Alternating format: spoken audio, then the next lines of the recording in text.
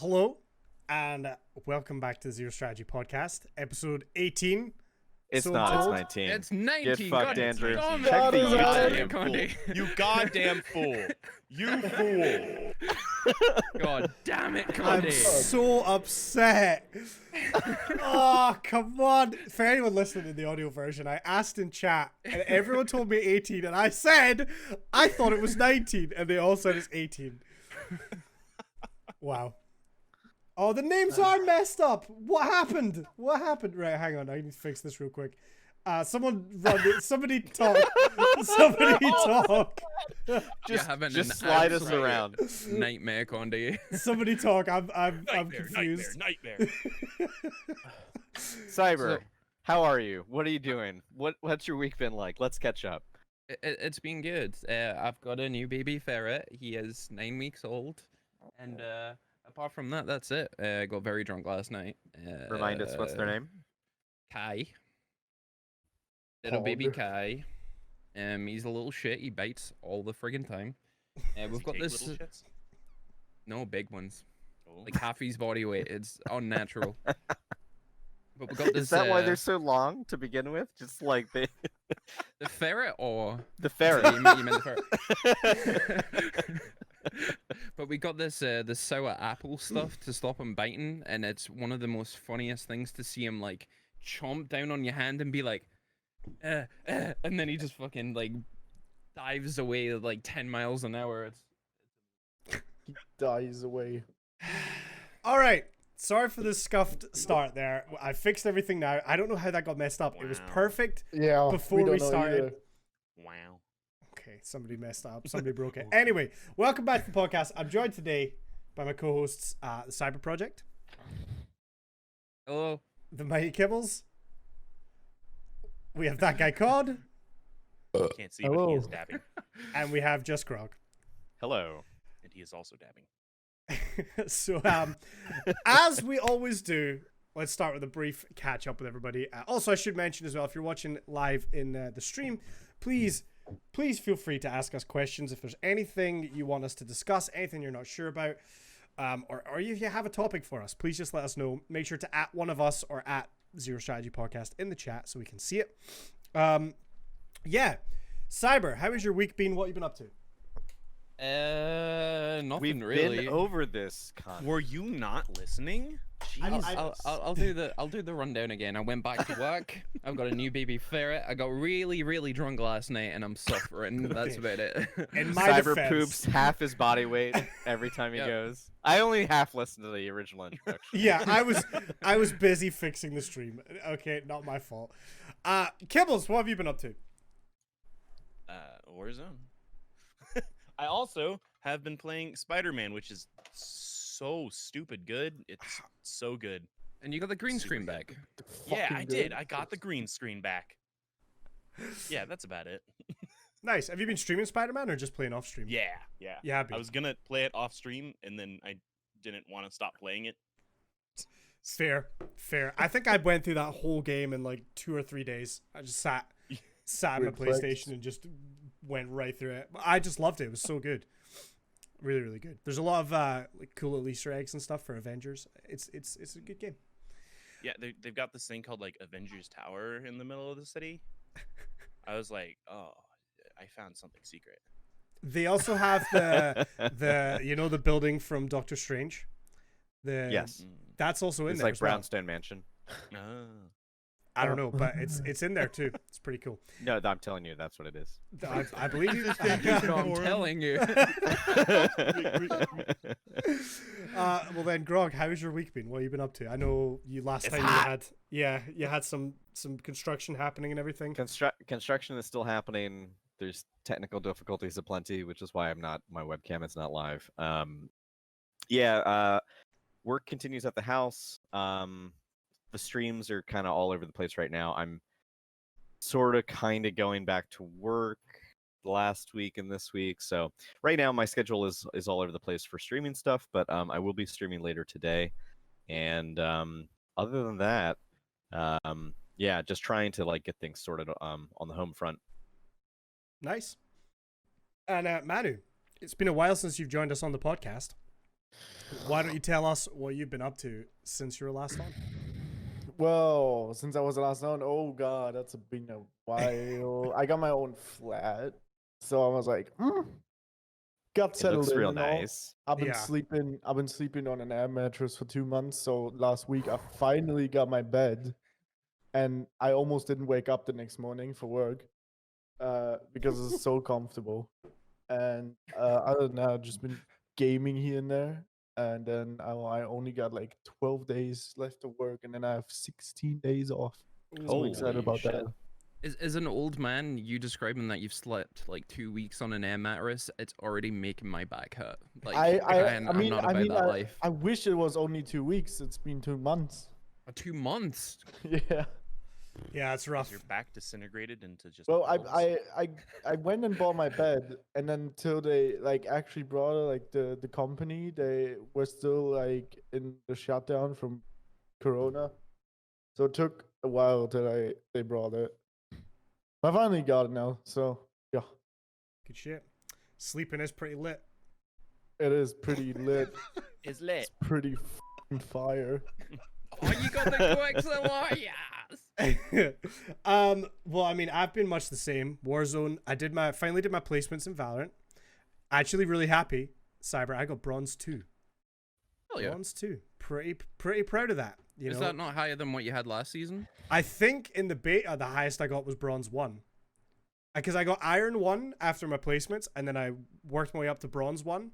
But yeah, this season, bronze 2. Straight off the bat. Pretty excited about that. Does it and go then- iron, bronze, and then gold? Yep. Yes. Silver? Iron, Platinum, bronze, diamond, silver, and then- gold. Platinum. Whatever the highest is. Yeah. That's Apex what I Predator? was expecting, And honestly. then Apex Predator, yeah. Valorant Predator. Pirate Legend is up there somewhere Overwatch top too. 500. And then this morning I started Last of Us 2. No spoilers, but that game's crazy. That is actually the first PS4 game Crazy. I've ever had where it required 2 discs to install it. Okay, this might be a spoiler, but Seriously? I heard it's a sequel. It is a sequel. The clue's in the Is that- name. The see the bit that is says that part what 2. Oh. No way. Is that what that means? But yeah, the game it actually came with a separate disc just for the installation, and then another disc to actually play the game with. It's very strange, but I guess we're getting near the end of this console generation, so it makes a little bit of sense. Whoa. So Huh? basically, the first thing I want to kind of talk about, the first topic, is actually so perfect for this week based on events. The topic I want to go through is technical difficulties and some things that you might experience as a streamer trying to make everything work. Now, you may think, oh, Condi kind of messed up there. Got all of his stuff in the wrong place. His stream was all scuffed when they went live. And you would be right to think that. No, you wouldn't. all done intentionally. You would be right. to That think was an that. example of Bullshit. technical difficulties, ladies and gentlemen. Thank you very much. I totally knew that was coming, and what can I say? So first of all, let's kind of go through some, I guess, common technical difficulties that you guys might experience as a streamer. Well, What have you I had? think the majority of the time, what I experience is. it just, Yeah, like, kinda- exactly. That's what I was gonna say. Being muted for the first Yeah. 20 or 30 minutes of stream till Mhm. someone comes in and be like, "Are you muted on purpose? I can't hear you if you say anything." You're like, yeah. No, it's on that purpose." realization moment after like 30 minutes of gameplay, and you're like, fuck. They Hi, didn't how's hear my everybody soft, doing? sensual It's voice. I will say if you use a bot like Stream Elements or Disc or like Nightbot or something like that, it is nice, even if you don't tell people about it, just because of how common this is for people, just to add a exclamation point mute or exclamation point muted to the chat, and then just like put a really obnoxious prompt for yourself so that people can let you know. Like, hey, dumbass, you Yeah, muted. hey dipshit, you're muted. It's great, and I did that early days, and people have used it a fair number of times, and it's helped me. Have you always been muted when your chat tells you you're muted, though? Because sometimes they like to No. mess with you. you're in rough waters here. I feel like you're trying to toss accusations at some people that might be present right here. I'm And just I don't saying. think those people, whoever they are, would appreciate that. Your lies and slander. It does stress me out every time because I'll do all my checks. I think everything's working. And then I go live and people are like, muted, muted, muted. And I'm like, I'm not muted. I don't understand. It's horrible, but I still have That's to the check great thing it. about it, though. So if you get angry, that's my day made. I love to make you angry. I think the first step to fixing that, Condi, is having a healthier relationship with your own community so that they don't feel like they're obligated to troll you. Because Yeah, maybe you should I think listen word. right, Yeah, maybe I should move to Mixer. Oh wait, actually, Oh, too Oh. soon, too soon. Oh my Way too goodness. soon. but I would say, like, depending on what your setup is at home, like a lot of people will have like a second screen, and sometimes it's difficult to juggle having the game that you're playing, having either like say the Twitch dashboard or some other like utility off to the side that you're keeping track of other stuff. If you can have somewhere, either, you know, if you're using OBS Studio or Streamlabs or what have you, somewhere where you can still see your sound bar, and see the levels. For me, I know that like I can press a hotkey and it'll mute the mic for the stream, and sometimes I've caught myself because I just look over and I see that I'm just getting no decibels, like I'm just getting nothing, and then I'm like, oh shit, all right, I got to turn that back on. Just having like a little status bar like that can be really good as an alternative. Or if you have a Stream Deck, something I did to make it easier for me was I made the activation logo or icon on the Stream Deck when something is toggled on. I made it very bright, so everything when it's off or neutral has kind of like a just sort of a black, you know, kind of soft background. And then if something is meant to be toggled off or on, I have kind of like an icy version, which is just like very, very cool. And then if I turn like my key light on, it'll turn like a super bright hot orange. And when I look over at a glance, I cannot mistake which things are and are not toggled on or off. Yeah. So that can be helpful too. For sure. As chat pointed out, finding out that somebody has the power to kick you from your own Discord. Both Condi and Grog found out through me. Oh, Grog fell into that trap too? I'm not modded in his, so I don't know how I had the power to do That's that. even but It worse! was funny nonetheless. Ooh. God damn. That's even worse. Yeah, dude. He was doing that stupid cube rule stuff you were talking about, and I didn't want to hear this nonsense about a hot dog being a taco anymore. And I was like, I wonder if I can disconnect him. Okay. Steaks or salads, pizzas or toast. Pizzas are toast, dude. I'm gonna order so much toast after this stream. I can't wait. Yeah, Cyber. I see don't know you're how I angry and feel you have about every right this. to be. I don't know Angry. how I feel about this. Angry. You feel But angry. it makes a lot more things that you didn't realize were salad into salad, which is great. Which is, yeah. It's helped means me it's with my healthy. diet immensely. Ice cream in a bowl is a salad. We could do a whole episode on just the cube rule, honestly. But to try and avoid chaos, let's let's not. So yeah, obviously audio issues are a thing that can definitely happen with mics being muted. A mic being muted, I guess, wouldn't necessarily always be a technical difficulty. Although I guess if it's not just as simple as unmuting the mic, it might be a technical difficulty. What It's other usually user error. Yeah. Like you've got a hotkey that you accidentally touched, or like you muted it, you forgot you muted it, you go live and all that kind of shit. But I agree with Grog. Having the decibel meter somewhere that you can actually see it. Like as soon as somebody says, "Oh, you muted in chat," you just look down and you go, "No, I'm not," and move on. But then I see sometimes OBS does do weird stuff though, and it worries me. This is my experience of technical difficulties. It's always capture cards. It's always goddamn capture cards. They're a wonderful thing, and we need them for a lot of different uses. But oh my god, are they frustrating! So I have mine on OBS set up as like a media capture, whatever, video capture device. Yep. It comes in, it's got its own sound bar. Now I can see that there's audio being captured by the capture card. Chat can't hear it. And I've tested this myself. Unmuting the stream and listening, even though I can see there's a decibel bar, the volume bar is filling, there's no audio. So the way I had to fix it was to monitor the audio out of my desktop audio, right? I have to do the exact same. So I did that. I don't understand why there's no audio signal going through in the first place. Don't know why, but it just isn't. So then today, I'm using the capture card and it's echoing. So then I had to stop the monitoring. All of a sudden it works again and everyone can hear it through the capture card source. I don't know why. I have no idea. But it just, sometimes OBS does weird things.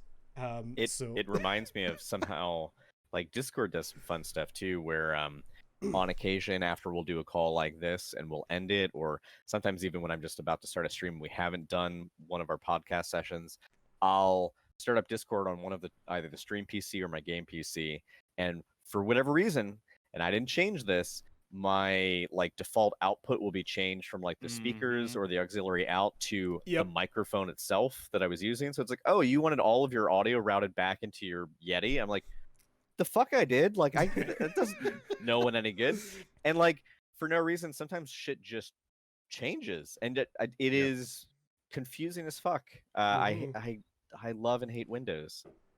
I love and hate Discord. The fact that you can, like, everything will go to shit. Like, you can't hear anybody, nobody can hear you, and the age-old turn it off and turn it back on again fucking works for Discord. I don't understand it. I didn't change any settings. I did fuck all to the program, but it instantly works.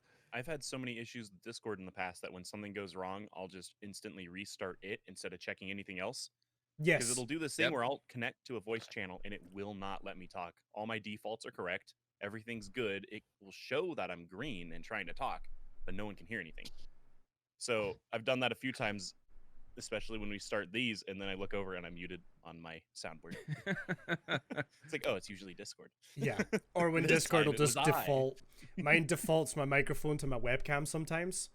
But I don't know this. Sounds like you're really far away and loud. Yeah.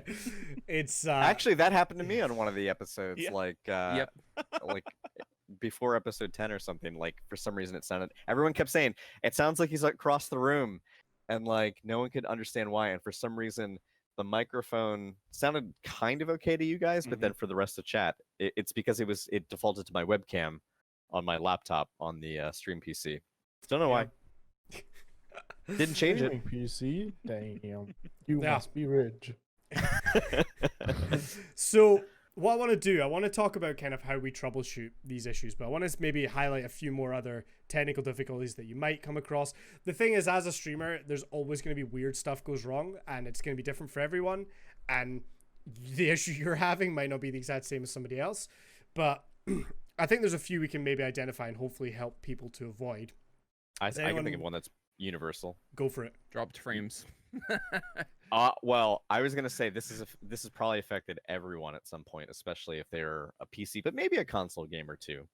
You get really excited to play a game. You make plans with friends. You say, "Hey, on Tuesday, do you want to do blank?" And they say, "Sure." And then you're ready to go, and you're excited, and OBS is working, and everything's lights are green on everything, and you go to launch the game, and there's an update, and you're live, and you're waiting on an update to download.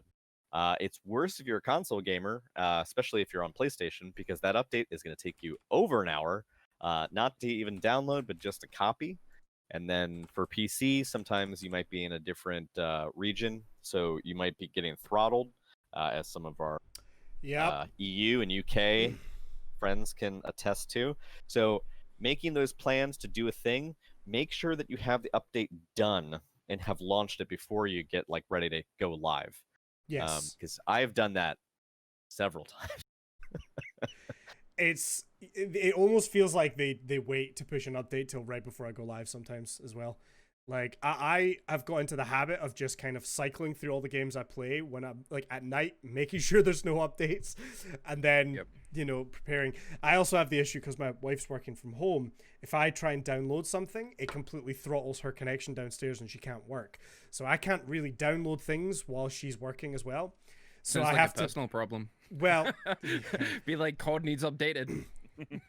Chop, chop. Yep. I have to wait till she's on a lunch break, and then I can download anything I need to do, or like in the mornings. So I'm quite good now at checking, but I've definitely been in the same boat where I've like I'm gonna stream this, and then half an hour before stream I'll check, and the update's gonna take 17 hours to do in the case of Call of Duty. So that's a good way of preparing. 60 gigabytes for you. Yeah, exactly. So yeah, definitely checking ahead. Dropped frames is one you mentioned, Cyber. You want to talk about that a little bit? Well, there's 3 different ones. There's encoding, there's rendering, and there is uploading drop frames. I have researched so many different places. Nobody knows what encoding lag actually is. Nobody can clearly define it. So if you're dropping encoding frames, sorry, you've just got to troubleshoot and put up with it.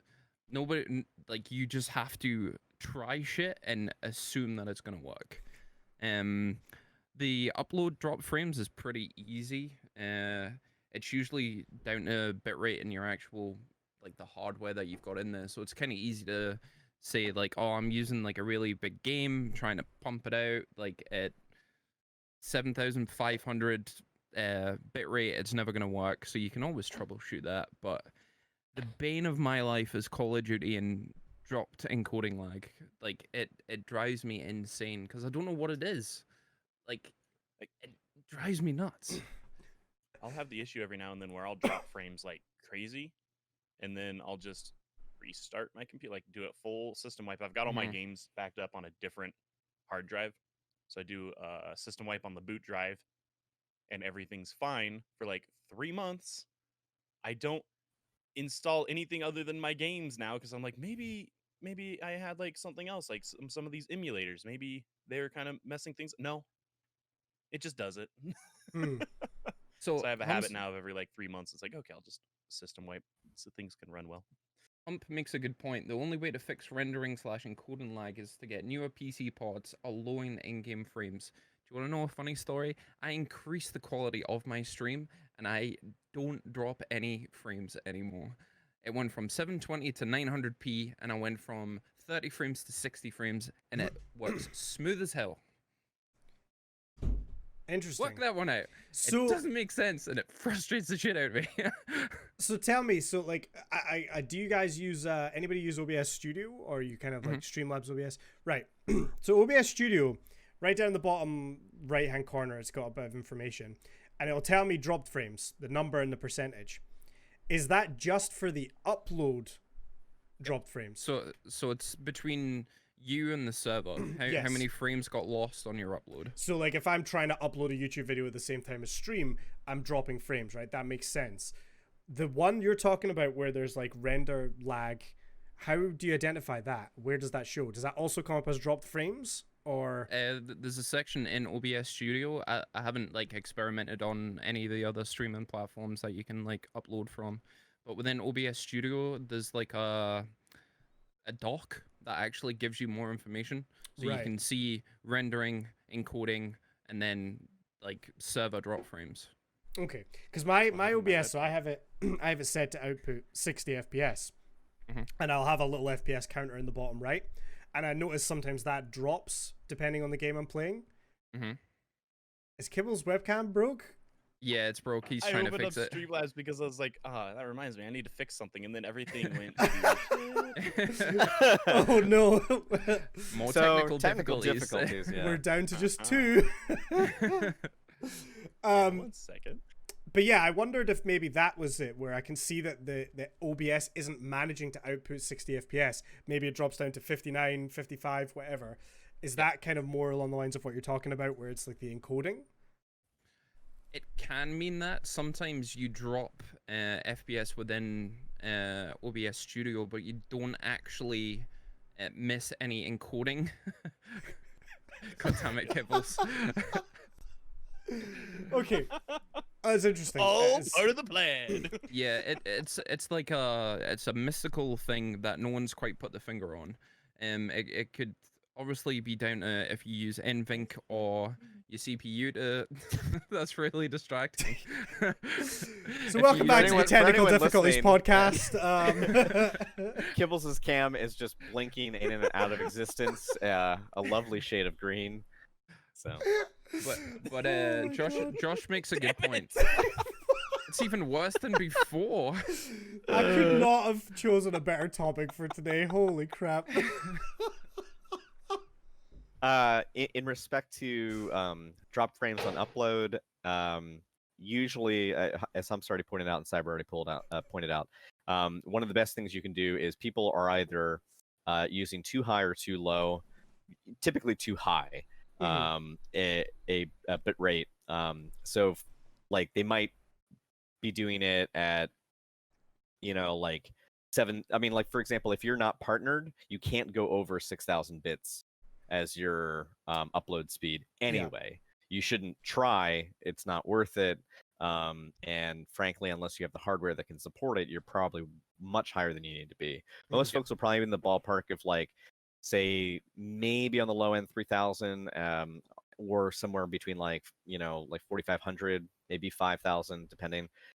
There are some. Twitch has their own website. If you just look for, I don't know if you Google Twitch encoding or if you search for Twitch frame rate, twitch.tv frame rate, and I think it'll take you to the page. They make suggestions based on your type of graphics card, what your current internet bandwidth is, and they'll give you and how you're encoding it, whether it's NVENC or whether it's like 264, like hardware encoding. And based on that, it'll give you a recommendation for what you should aim for as a ballpark number. There's also some other people out there who've done good work about putting together these spreadsheets, like it's a Google Doc. I've run across a few different ones where basically you can plug in your graphics card, you can plug in all of the specifics, and rather than giving you a ballpark number, you can even choose like what is your base canvas resolution and all the other specifics for your stream setup, and it'll give you a hard number, and that number is to take into account all of those factors. So, like, are you doing it at 720p? Are you doing it at 900? Are you doing it at 1080? Is it 30 frames per second? Is it 60 frames per second? And it'll spit you out a number that is probably your best use scenario. All of that stuff will probably go a long way to fixing your upload drop frames. Also, when I started, biggest faux pas, I streamed on Wi-Fi, and it was actually fine for a while. Like I was doing 720p. I would almost get no drop frames, but it was because of where I was positioned. Then when I moved in the house, I started getting more on a regular basis. Or sometimes, if there was, I'd just get interference unexpectedly, and I just didn't know better. But use a fucking Ethernet if you can manage it. Use an Ethernet. High-speed They Ethernet. sell 200 foot Ethernet cables. They're pretty baller. Yeah. If you're Wrap it around the house. yeah, but if you're experiencing that kind of issue and you are already on Wi-Fi, I would highly recommend addressing that first. For anyone who, I think we talked about this maybe off podcast, but for anyone who's having issues where they can't run Ethernet in their house, like they can't run a line from the room where the router is to the room where they're streaming, one option they might look into is a power link. Basically, power line adapter. TP-Link is a company, but there's several others that do it. But basically, it's a thing that you'll plug into your wall socket. It'll be in the same room as your router. You run an Ethernet from the device that you've plugged into your wall outlet to the router, and then in a different room entirely, you have a second unit that you plug into a wall outlet, and you run an Ethernet line from that second device to your PC, your console, what have you. And basically what it does is your router is connecting to the first device. The first device is turning the power lines within your house, the electric wiring, into a means of transmitting data. It doesn't matter whether the switches, for the lights or the fans or whatever you have in either room could be on or off. It doesn't matter. It's just turning the line itself into a means for transmitting information. And you won't get your full bandwidth, but you'll probably get about 60 to 80% of what your normal bandwidth would be. So if you're pulling like 300 megabits down plug directly to your router, you might get like 200, maybe like 225 through one of these power line adapters. And basically, it's like running Ethernet in your house without actually having to buy a cable and run it the full length of your house. They work better if they're on the same circuit. Yep. So if they're on different circuit breakers in your house, they will work, but you might have a little latency. Right. But honestly, it's fucking fantastic. Our media room, our TV room for my wife and I, it's down the hall. And for the Apple TV, I wanted to be able to stream things in 4K. And so I have a power line adapter in that room, and I got a power line adapter in the office. And basically, when I turn on the Apple TV, it is getting like full broadband, like high-speed internet, and it's not connecting via Wi-Fi. And as far as the Apple TV is concerned, it's connected via Ethernet, and it's still recognized on the network too. So it's pretty Yep. cool. It Yeah. saved my ass so many times. So many times. Like, I didn't want to punch a hole through the wall. And they're fairly cheap as well. In the UK, I think they're around about £30 for 2 of them. That's very heavy. And you can actually get Wi-Fi extenders as well. Yes. So you can actually have the like plugged into the wall, the Ethernet in that socket, and then have the Wi-Fi extender on that as well. I would recommend, if you like Grog says, if you can't run an Ethernet cable, invest in that, because very little can go wrong unless the wiring in your house fucks up. It's Yeah. very, very reliable. It depends what wiring you've got. Typically it's copper, so you can only go as fast as the copper wiring. But like Grog says, that 80%, you're not really gonna see much of a drop off. I went the other route when I first moved in here and got a huge Ethernet cable and ran it from the routers downstairs and all the way up. Up the stairs. Yeah, but like I tried to like do it around like door frames and stuff. I'm gonna have to replace it very soon because the cat likes to scratch the door frames and the cable's there, and I can see the actual Ethernet is starting to get fucked up by the cat. I don't know how much spare, if I've got time, like if I've got the ability to like cut it and just take out the damage section, but I'm probably gonna I have wouldn't to Not even- really for Ethernets. You can do those No. for coaxial cables. I Will had it to not do work that a for lot Ethernet? at my old house because our dog used to chew through that. Like I'm Gonzo gonna have and to I do would the be whole gaming thing. in a room, and then everything would shut off. It's like, she eat the internet again. Yeah, if you don't have a crimping tool for it to repair it, Mhm. it's if there's like one loose It's like connection, $10. it just Yeah, probably it a doesn't whole work. new cable, but that'll be fun. So we'll get to that at some point. Well, is it Cat 5 or Cat 6? I have no idea. How old is it No, roughly? he only has Uh, one cat. 3-4 years. Yeah. You'll Cat probably 1. find It's Cat 1. Yeah. have a look on it, because if it's only Cat 5, you might want to upgrade to Cat 6 because it's higher speeds that you can run Ah. through it. Yeah. And unless you have super fancy hardware, even though you'll see stuff on the market for Cat 7, don't buy it because No. most things don't support it. Ah. So Yeah, it's worth looking into for sure. Any other kind of technical difficulties you can think of that you might come across during a stream? I'm thinking like maybe with like alerts or chatbots or anything like that. Well, when I first started, I did have rendering lag between my microphone and the webcam itself, so it was like Mm-hmm. Out of 3 or sync? 4 milliseconds behind. Yeah, Ah, so okay.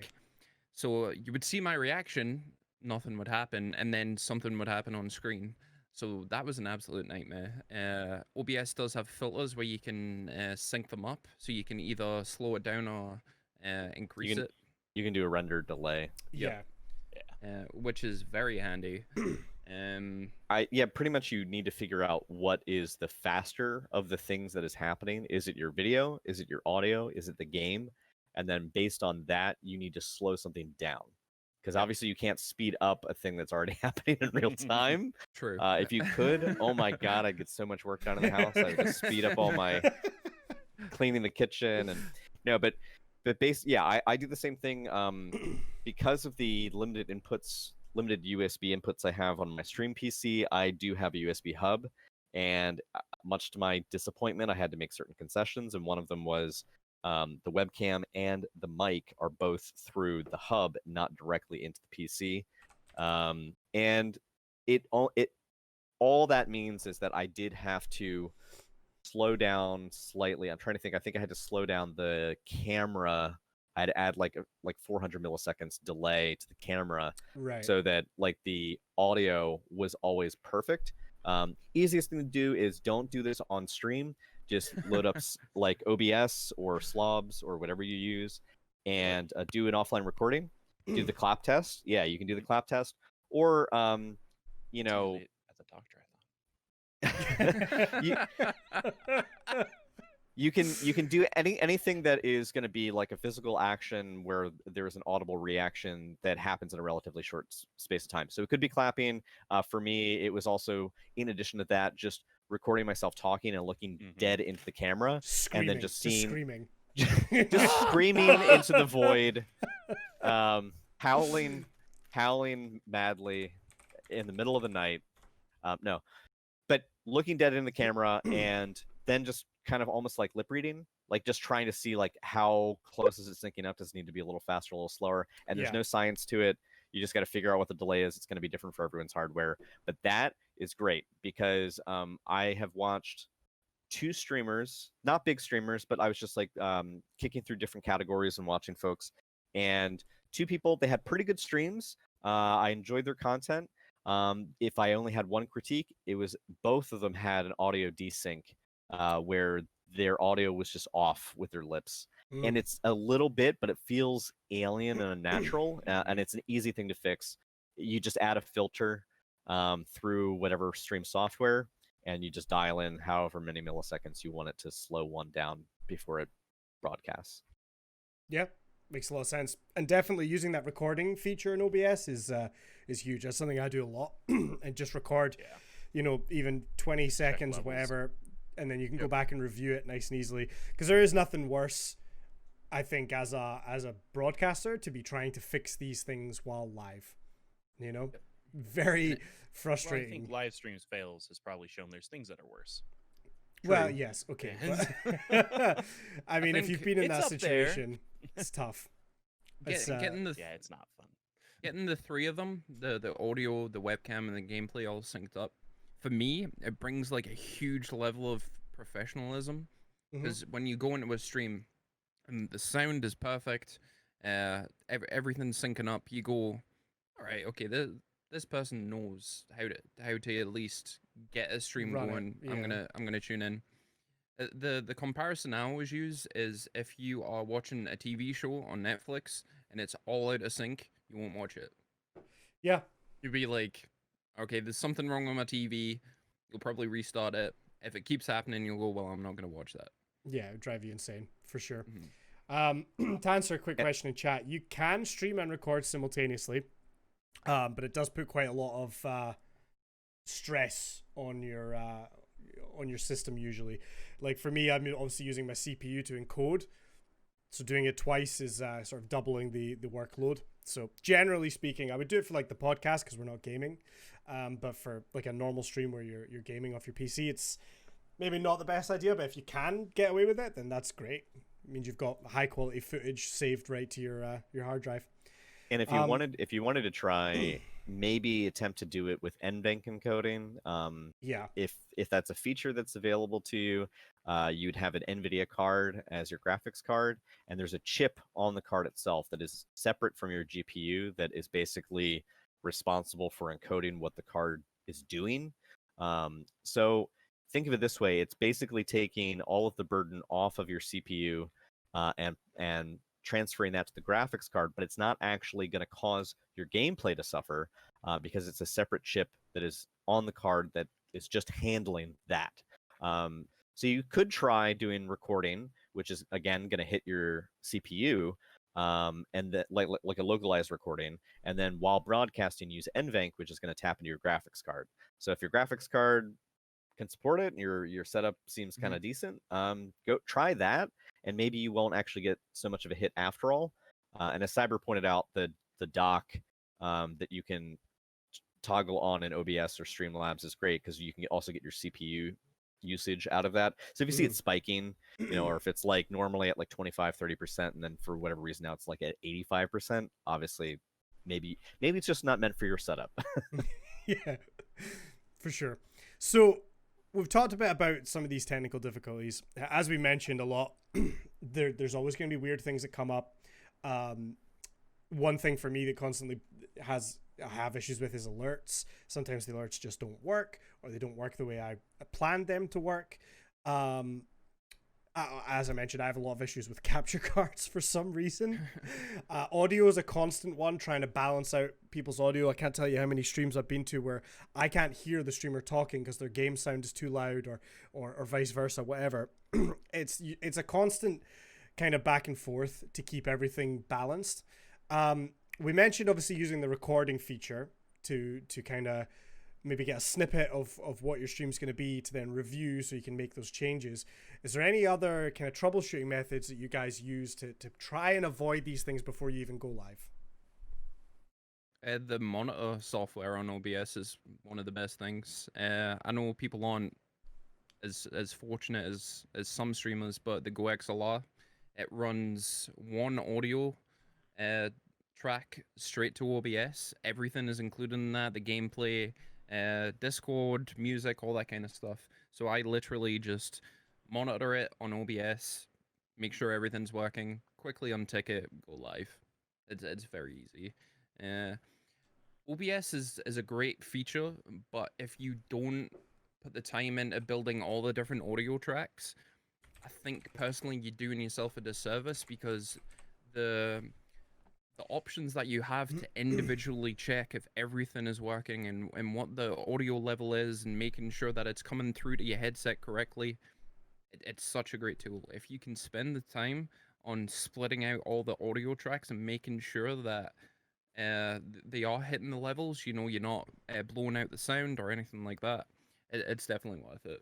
That's the biggest step I can have. Cyber, can you explain to people what monitoring is? Because there is a specific term for audio for it, but I don't think some people might realize how that differs from like monitoring as like keep an eye on it versus monitoring is what you mean when you say monitoring. Yep, so monitoring is basically you can, rather than just push the audio track directly through OBS, you can actually tick a feature within OBS and you can hear it in real time. So if you've got a capture, so if you've got a capture card, rather than you hearing it just in your headset, you can also have it on OBS. It will create an echo, but you can make sure that it is being picked up by OBS. If you've got a microphone, you can select the monitoring tool. You can hear your voice in real time through OBS.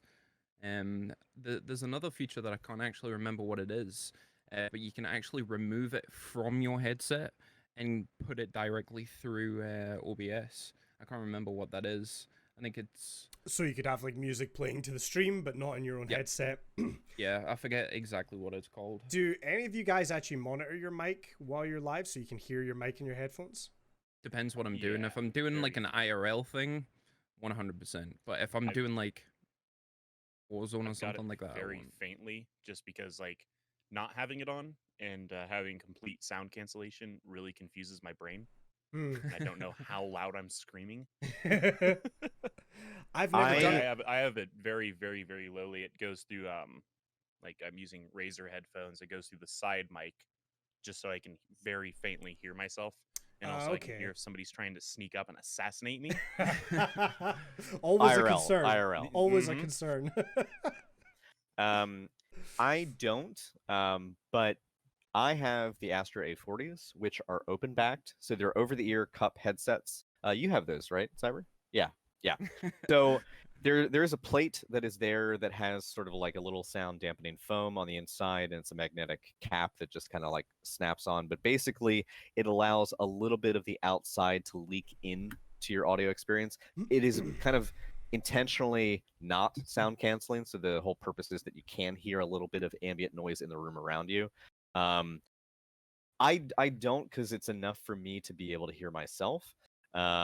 My wife still scares the shit out of me sometimes because she won't say anything and not make a noise, and she walks into my periphery. So we've worked out a code where she flicks the light switch on and off once in the room, so that I know not to shit my pants when I turn around and just see someone hovering over my shoulder that I didn't realize was there.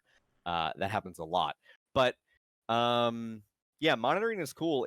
There are some microphones too. I know Cyber was talking about doing it. Kibbles was doing it in real time through the headset itself, and then Cyber was talking about doing it through like GoXLR or Streamlabs. Some microphones, like I have the Blue Yeti X, it'll even work with like the Yeti Nano or the original Blue Yeti or any number of other microphones. USB microphones tend to have these. There is a plug. It's usually an 1/8 inch, just headphone jack style plug where you can plug directly into it. So if depending on how you've routed your wires and stuff, you can monitor in real time by simply plugging into the mic itself. Sometimes if you have the means to sort out all the odds and ends for how you want to wire things, that can be great rather than doing it through software because you get 0 latency. Granted, you do it through software, maybe you're getting latency that is so minimal that the human brain can't even really parse it. Maybe we're talking like just 50 milliseconds or something. Yeah. Usually if you plug directly into the device, it is instantaneous. Latency is only an issue if like you've ever been on a phone call and you can hear yourself and you start talking and it becomes like hard to process what you're saying because you're hearing the words like a second behind, and then you're trying, like it fucks with your head. This would basically not do that. So all of this monitoring stuff allows you to do it without having that weirdness happening, and you can just kind of hear your own volume. Yep. But it is good, and I would say too, if you don't have a means to monitor or find it difficult or just don't care, one of the best things you can do, this isn't a technical difficulty, but more to prevent a technical difficulty in the future, add a limiter. In whatever your broadcasting software is, you can add a filter that is called a limiter, and basically you set the threshold for a particular audio source, meaning that the audio cannot exceed a certain level. So usually I would recommend, you could do it on your game audio, but I should always say on your microphone audio, add a limiter for like maybe -10 decibels. It will keep you from peaking and going into the red. Your audio cannot clip. Basically anything, it is the stop, do not pass, go. So everything will go up to that and no higher. It's not going to trim off any of your audio. It's not going to cut out anything. You're not going to lose any quality. It just means that you won't have any speaker crackle. You won't blow out your listeners' eardrums. Whatever they have you dialed in at your loudest will always still be the loudest on their end. It's a very small kindness that you can do for your viewers, especially if you get real excited about games and you want to shout real loud. And the way you can kind of set that is you scream as loud as you can into your microphone, and then you just real time adjust it. Kibbles is actually going to give us a test right now. Yeah. Oh, -10 decibels from Discord, which is a fun thing. I'll tell you this: that if you want a magic number, do like -12 or -10 decibels, because the thing is, 0 past 0 is clipping, and you don't really want to be at 0 anyway, because you're verging into the area where you're going to start having crackle, and it's going to start affecting what a speaker can actually put out. Exactly. So always keep your decibels below 0, never higher, and ideally somewhere in the ballpark of like a few notches down. I do -10. Some people might do -8. Whatever you feel comfortable I would check with. what it is, but it'll make the camera go. Don't do that. What I do find interesting, just on the monitoring side of things, like, as you know, because I came from doing a lot of music, and Kibbles I know has played live as well, and on a stage when you're playing like with a band, monitors are so important, so that you can hear each other, and having your own vocals in those monitors was a huge thing. Other people, I want to hear my own thing. But like, monitoring for live sound is super important. And it's just something I've not really bothered to do. I know I'm very lazy with the way I've set up all my sound on Twitch. I just did it, and it works. So I'm like, I'm not touching it because I don't want to break it. I'm lucky that I can just adjust the volume of my headphones individually, and it won't affect the stream sound. So now that those levels are all set, I just don't have to touch them, and I can adjust everything in my own head nice and easily. But it's definitely a case of test it out, see what works for you. I've said many times I'm planning on upgrading to a 2 PC setup this year, and I know I'm already dreading setting up the audio for that. It's going to be easy. It's going to be easy. You've got a collection of audio masters here. You're going to be absolutely fine. I hope so. Especially if you opt to go for the Go XLR. This isn't a sponsored stream, by the way. I just keep bringing them up. You literally install the software, and it does it all for you. You pick your preferences, you start configuring your microphone, all the audio tracks are there. It's to Trick is put just it. boost that gain and do ASMR the whole time. Yeah, No. buddy. Yeah, buddy. Great. Yep. Great. I won't dive too far into, but one thing I want to point out is I, I think that we've all hit on audio is the fucking devil. Audio is the worst. Audio is the thing that you will probably pull your hair out over the most as it pertains to technical difficulties, especially early on when you're getting your setup sorted. Because think of it this way: the game itself, I mean, you're basically just dialing in the volume for the game, what sounds good to you and what isn't like peaking and going into the red for chat. But in terms of all the other stuff, your microphone, if you have like a separate headset mic, if you have a dedicated mic for chat, whatever your setup is, the way in which all of that audio comes together is going to be the most frustrating thing that happens. And if you're watching a stream, obviously your attitude is a portion of the energy that you bring to the channel. The gameplay is something you bring to the channel. But all of that doesn't matter if the audio is shit, right? Yep. Because like Yep. plenty of people stream without a webcam. So I wouldn't even say that having a good webcam or like, oh, you got to have a DSLR, you don't have that bokeh effect, bro. You're like, you're not like really selling it. It doesn't matter. Like video is important, clarity is important, but audio, a lot of people will just chill and vibe with the stream in the background. You might be doing housework, you might be cooking. If you're not actively having your eyes glued to the screen, you're listening. And that's the thing that you're always doing. You're never not listening to a stream. So, I mean, granted, maybe you're in a situation where you're on a commute or whatever and you're not listening, you just want to watch gameplay. But more often than not, people are there to hear you and they're here to hear the game. If those things don't sound good, you have already put yourself in a position where it's going to be harder to make a first impression. So like Cyber said before, you tune into someone's channel and their audio delay is a little off or their video delay is a little funky, and you're just like, no, this is weird. And I don't know. I mean, you only do have a small window of time to make that first impression, especially for new viewers. If they're friends or if they're other gamers or they're people in your clan, like obviously people are going to keep coming back a little bit because they're going to give you a shot. They know you in a different context. But if you're a random person, they don't know you. And this is your opportunity to like impress upon them what you're able to do with the channel. So audio is so critical. And although we're talking about technical difficulties here, I would say if you can front load the work to get a lot of shit fixed up front, you'll spare yourself the heartache later of somebody saying, oh, you're muted, or oh, this is crackling, or oh, this is dropping out, or oh, this is like too loud, or Discord is much louder than the game audio. Or it's going to take time. You're going to have bad streams, and you can't fault yourself for having a bad stream and think that you can't fix it later, because you can.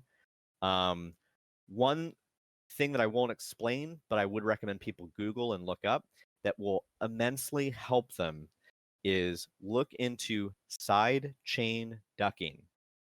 Basically what it is, in very simple terms, is this. You have one audio source, listen to another audio source, and if, let's say, audio source A is providing input above a certain threshold, audio source B scales back. So what I do is I have ducking set up so that my microphone, like you'd be hearing now, is set so that my game audio is ducked underneath my microphone. Yeah. So when I'm talking, the music gets buried into the mix. Other people, like in party chat with me, get buried a little bit into the mix. And then when I stop talking, within a few, like 100 milliseconds, they fade back in. It's a fader that auto fades for you based on how much input one thing is putting in, and it scales the other one down. And it's Like great. this. Yeah, exactly. Exactly. So what Cyber, for anyone's listening at home, what Cyber's doing is just kind of holding his hands up left and right and just moving them like a scale, like a seesaw.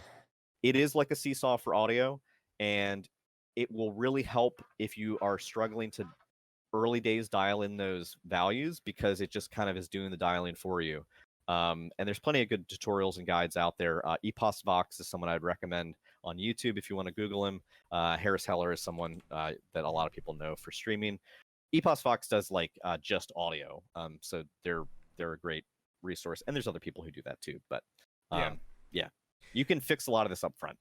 Totally. The sidechain ducking and sidechain compression, it's something I learned about in college when I did sound engineering, and I noticed it immediately the first time I came into your stream and saw that on Grog, and I could hear like the background music, and when you talk, it just dips that down, makes it nice and clear. It was one of the very first things that I noticed watching your content. So, and having an understanding of what that was and how you'd went and set that up, that certainly impressed a level of knowledge onto me for the fact that you'd had that set up. Again, not something I've done at all, but very, very nice touch for sure. If it's something that you can set up. What I want to get to as well, or just quickly, I guess, the one other thing, I don't know if any of you have ever experienced this as a kind of technical difficulty, but have you ever gone live playing a game, maybe a new game you've not played before, or maybe you've not streamed before, and it just straight up won't work with your stream? You're trying to play, maybe you all of a sudden your frame rate's just abysmal, or OBS is just struggling to keep up. Or it turns out that the Steam port to PC is trash and it won't actually run. Yeah, things like that. Has that ever happened to any of you guys, or just me? No. Destiny's usually like a fickle bitch when it comes to like display capture and all that kind of shit. Yeah. But Warzone for me has been one of the banes of my life, trying to get that to look good and actually work with OBS. It works perfectly fine. Like my CPU, like I've got a little thing on my Stream Deck. The most it ever gets to is 10%, right? When I'm just playing Warzone, I've got nothing else open. As soon as I hit like going live on OBS, my CPU jumps all the way up to 90, and it seems to just go into complete overdrive. And I'm just like, why? Like, yeah, why are you doing this? Like, it was perfectly fine before. I mean, I don't know if you remember, Andrew, but I had a do. similar issue with Monster Hunter. I do remember. And yes. It was the same thing. When I went live, my CPU was at like 100%. I basically couldn't stream because it was like, it would just lag. But it was an easy fix. I didn't think about at first, but I just kept the FPS to 60 and then actually fixed it. Like every time I stream now, my CPU is at like 50 max on Monster Hunter, just from like capping the game to 60 FPS instead of having it unlocked. Yep. Absolutely. And it's one of those things that a lot of the time with, kind of trial and error with your settings, both in game and on OBS, you can get these things to often work. My experience, like Cyber said, is mostly with Destiny.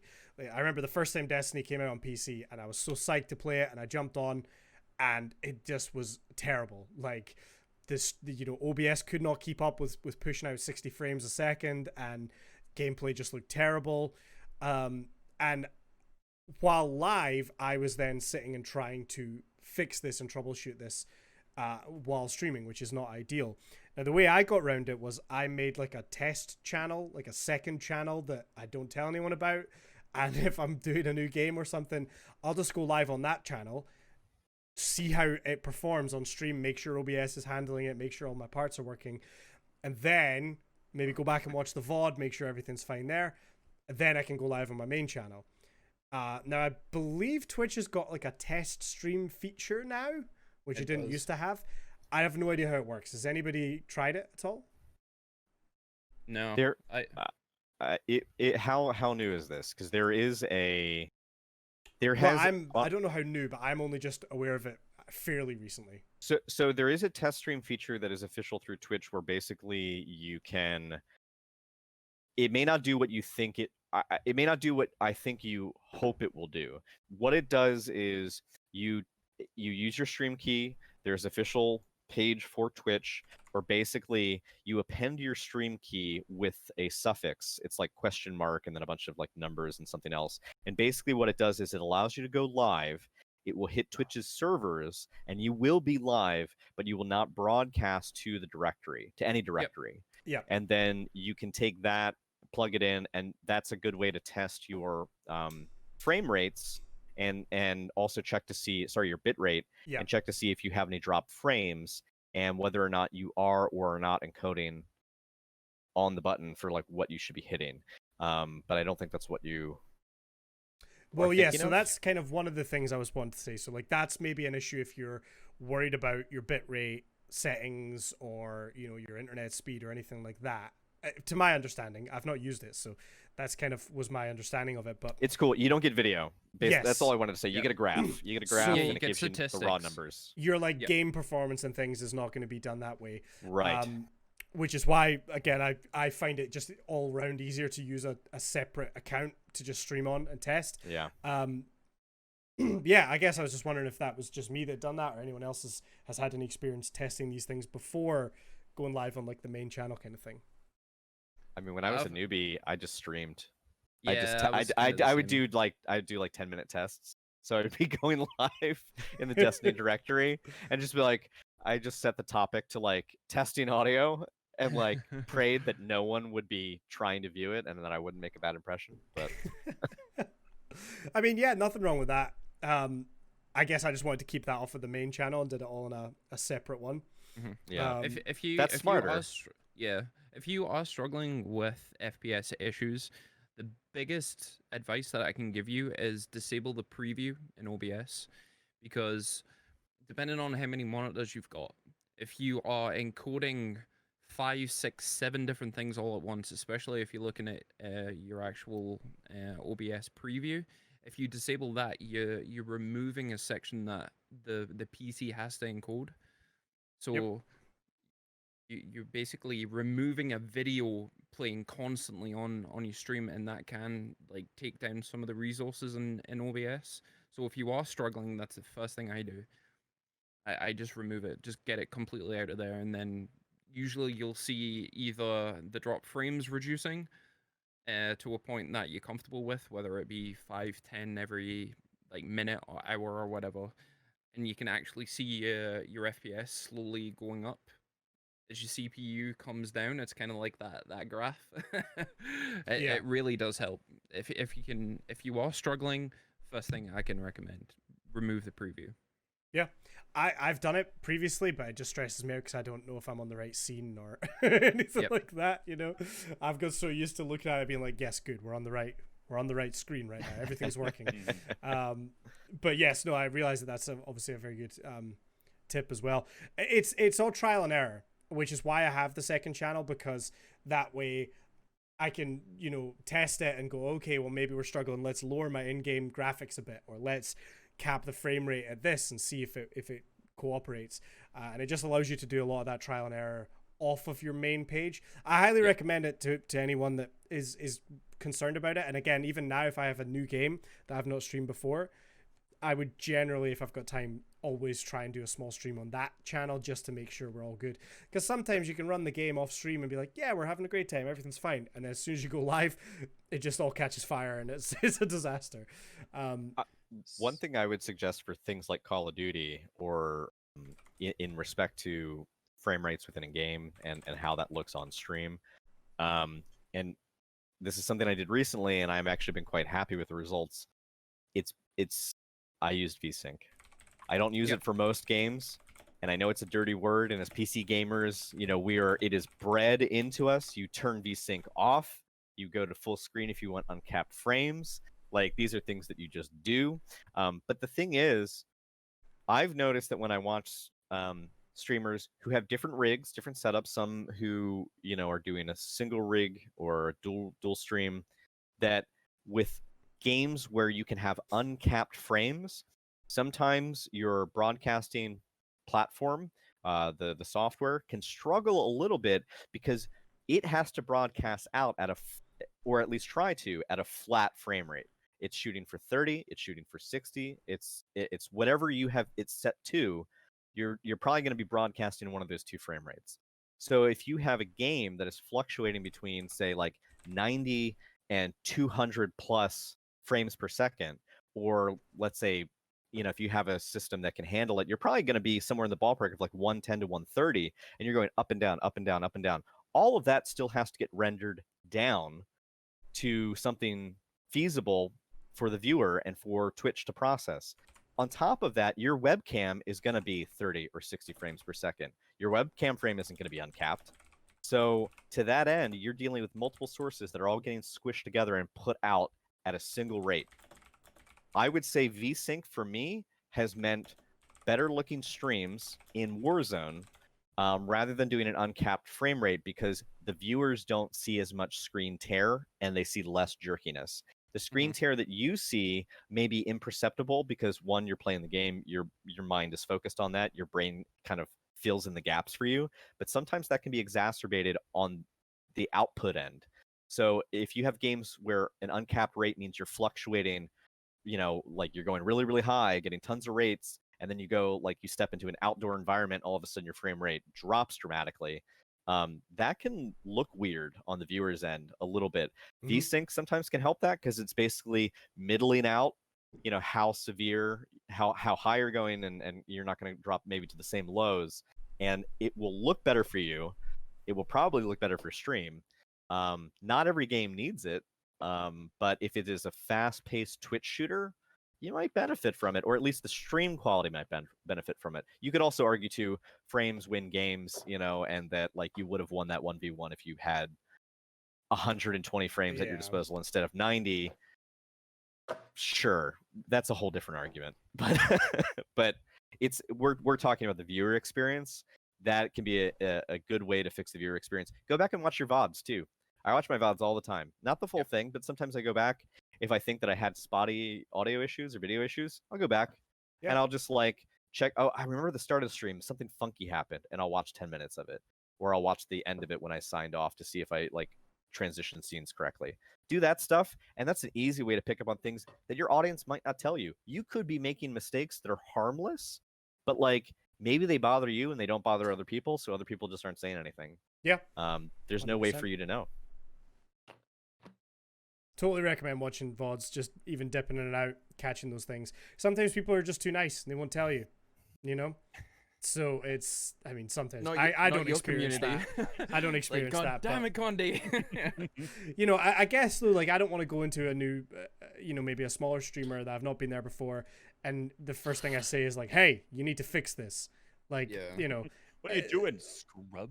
There's a line between like helping someone and then just coming off like a like a bit of an ass. So well, it's, I mean, it's tough. How much is that on them?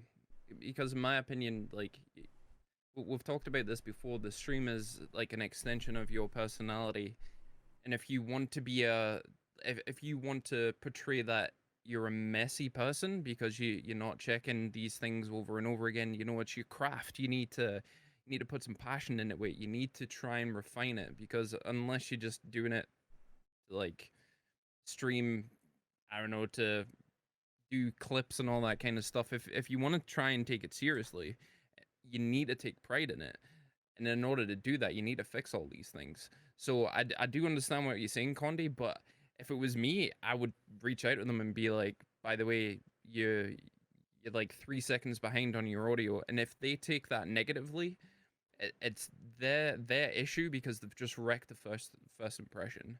Yeah, and I mean, you could do it through like a whisper, so you're not just exactly putting in chat. Yeah, there's right ways to do it. I'm not saying you should never do it.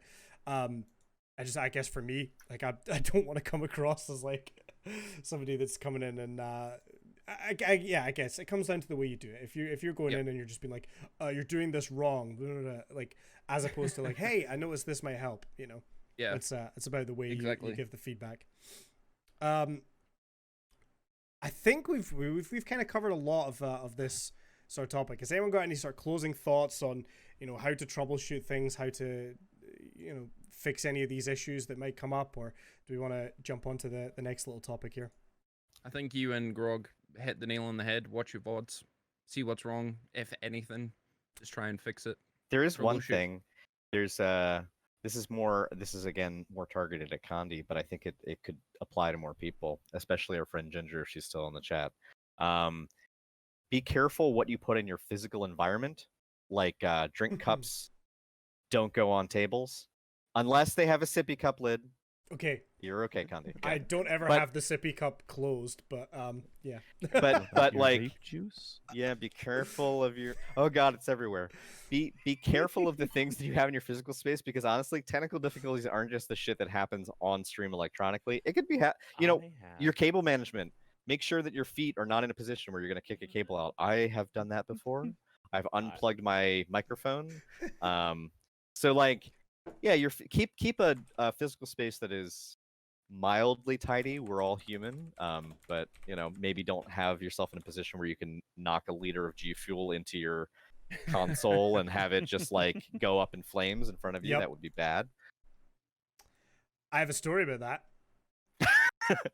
I think I need to I have hear a it. couple stories about that. So, well, the first one, like back in the music days, the band days, I went on stage to set up all my equipment, spilled an entire can of Monster on my pedal board, and they all broke right before a gig. Ooh. That's a technical difficulty. What's interesting though is that I dried it out and it came back stronger. It came back more powerful. It absorbed the Monster energy and it came back stronger. But More- yeah, Stronger Not how? sponsored. I don't know. It just worked even better. Louder?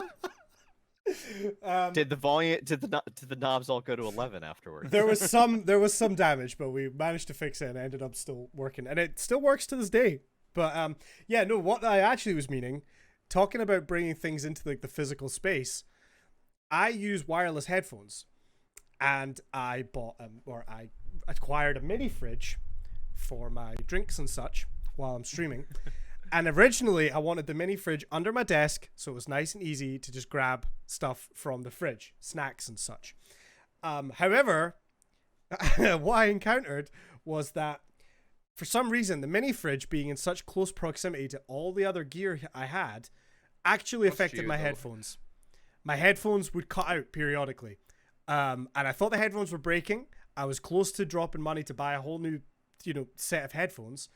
But the base station, the wireless base station, was directly above the fridge, and some electric signal or something stopped it working. Because Which- in those fridges, there's just like a giant copper coil, right? I mean, like it's just. I have no idea. Yeah. Okay, Pigeon says the Astros have the same issue with 5 gigahertz Wi-Fi boxes, which is interesting. But I mean, I guess it is just a wireless signal going from the base station on my desk to my headphones. And yet, by putting a fridge there for several weeks, I thought, my headphones are starting to die. I'm going to have to buy new headphones. And then I moved the fridge to the other side of the room, and it works. They work great now. So anything can cause technical difficulties, which is interesting. But I was compelled to think of like when you were doing the stream that shall not be named, and you had an open, like pint, glass of Coke and Jack Daniels, and Dale kept yelling, "Not on the desk, not on the desk." I have no memory of what you're talking about. No idea. Yeah. That doesn't sound like me. Doesn't sound like me. Anyway, so, moving on. yeah, I mean, we've actually put a lot of time into that. So like, let's jump onto a quick one. Well, two really quick things I think we've got. The first one is the Bungie Destiny 2 sub viewer bounty incentive thing. That's the official title of what it was. Basically, for anyone that is not aware, Destiny 2 has an official extension built into Twitch, and viewers can gain certain in-game rewards by interacting with the extension. Usually it's something like after a Crucible match, you can react using the extension, and if you do that enough times, you can go in-game and receive some currency and things like that. But this past week, they dropped a new bounty where if you gift 2 subs to a Destiny streamer with the extension on, you would get in-game items. You got an emblem and shaders, which are cosmetic items in the game. Now, anyone that knows the Destiny community knows that we go wild for new emblems. People love that. So this led to, a couple of the top Destiny streamers had ridiculous jumps in their sub counts based on this. I got like this bounty. 30,000 subs off of that. Damn, not bad. Yeah, Not I bad. stream Destiny all the time. But I thought it was I think the highest was what, a 40,000 sub train? I saw Glad get 28,000. I don't know. It went higher. It yeah, went higher. went so much higher. I think it went up to 40. That's insane. I'll check. Anyway, but I kind of wanted to talk about our thoughts on, the whole idea of that, of companies using extensions to, I guess, incentivize people to gift subscriptions to then get stuff in game. Like it's an interesting kind of method or use of the extensions that I've not seen before. I'm not. Oh, go ahead, Cyber. If you think about how much Twitch are just like this right now, if you try and dissect the transaction, they're basically mentally forcing you to go, shit, I want that. I'm gonna get it. What do I need to do? I need to go through Twitch and give 2 subs. It's a very smart money making idea. Like it's for a good cause, obviously. Like you can sub to smaller streamers, you can I think Glad took pretty much every sub that he was getting, and he was raiding other channels and like getting his community to gift subs to these other people. But it's Twitch are smart. They really are. Well, Twitch and Bungie, because obviously they work together. But that's smart as hell. Glad got 28,137 sub train. Jesus. Yeah. So that was over what? He did like a 40-hour stream or something? Yeah, I think you're Oh, right. maybe that was the metric I was thinking of. Yeah, he did a crazy long stream. Yeah. I mean, I think his total sub count may be around that 40. Yeah, he has 1,000 mark. 43,000, I think. Right now. So, but 42,069. to get 28k in a sub train is I mean, I think that was a world record, right? If I'm not mistaken, that's the longest sub train ever. I would imagine so. And it's just it's very interesting. I think on Bungie's perspective, it maybe brought a bit more hype around the game. It brought a lot of streamers back to streaming Destiny, maybe, because they saw, well, hey, here's an opportunity to get some more subs.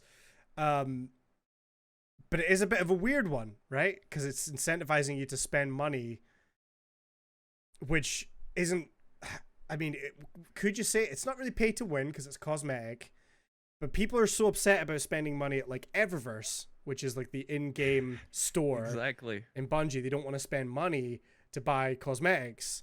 That's like it's microtransactions. This is like, I guess, a microtransaction, but none of the money goes to Bungie. It just goes to the streamers who are advertising the game. Well, it's half of it goes to the Well, streamer. we don't know. well, Yeah, yes, we don't okay, know. okay. And we don't But know what they could Bungie work gets as something a. out. I mean, Bungie could have, they could have done a deal with Twitch where maybe Bungie Mhm. gets a little bit of a cut. Here's the other thing, to take it away from Destiny for a second, even though we're talking about this incentive being Destiny related, it makes me think of the person. I know that you knew of someone specific, not personally, Connie, but you knew of someone specifically who, when channel points went live, something that a lot of people were doing was, if people, they would set a tier for if you donated, or not donated, but if you redeemed X Yep. number of channel points, you would gift a sub to someone, or you get a free sub. Like the streamer might do that, or what have you, or they would gift somebody something, and then a person got temporarily banned or suspended. They weren't banned, but they were suspended because it, quote, broke Twitch terms of service. Yeah. Because it was basically saying that it was monetizing viewership, where Twitch ostensibly is a free platform which does not need to be paid for, and you're not trying to force people to spend. You're not supposed to be like forcing people to divest money that they don't have to. Every donation or every sub is a charitable contribution to the cause or to the streamer. But that some people were not allowed to gift subs as part of their channel point rewards because it broke TOS. Yeah. I don't really see how this is different, other than it's just a game developer and they're big and they have a web extension that's approved, and it just seems odd. Like, obviously Bungie's doing it because they want to be higher up. They want the directory to have a little more life in it. Mhm. It is a win. It's a win for the streamers. It's a win for Bungie, and for those viewers who give a damn about emblems and shaders, it's a win for them too.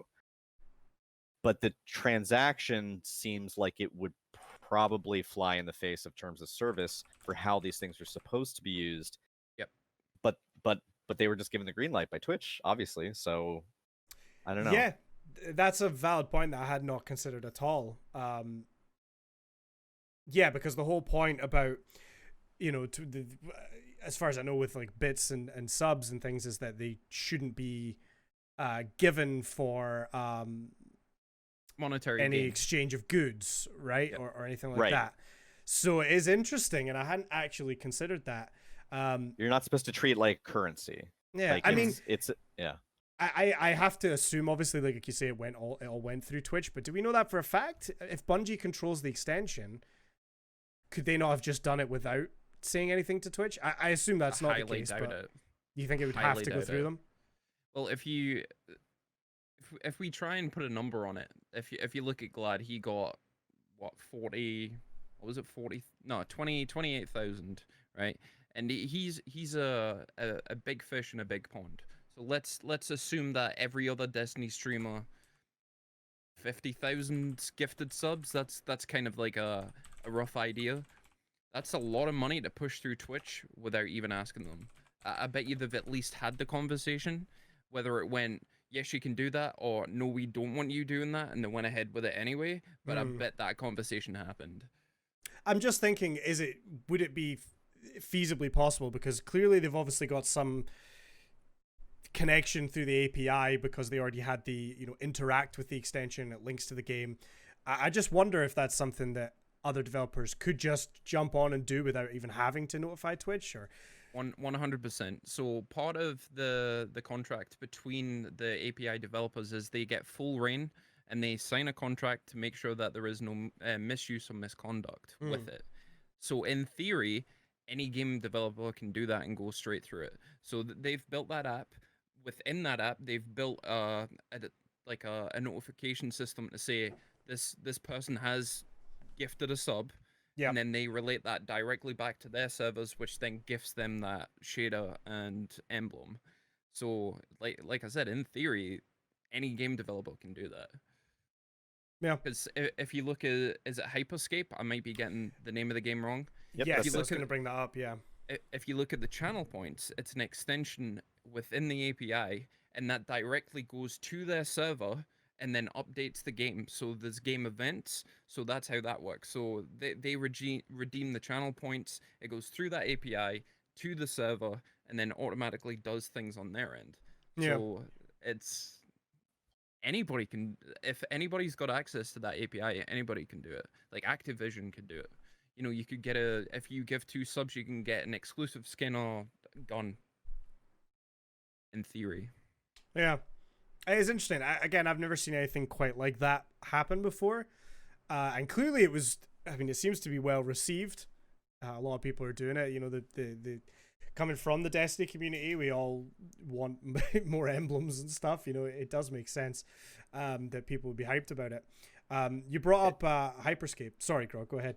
I was just say it's just also then very ironic how positive people have been receiving it, considering how bad microtransactions have been. Exactly. Like microtransactions have been demonized by like game journalists and the gaming community, and developers have gotten in hot water over microtransactions, especially for those EA specifically for what effectively were pay to win things in Battlefront 2.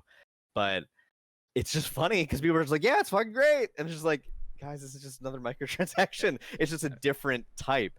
I guess people feel good.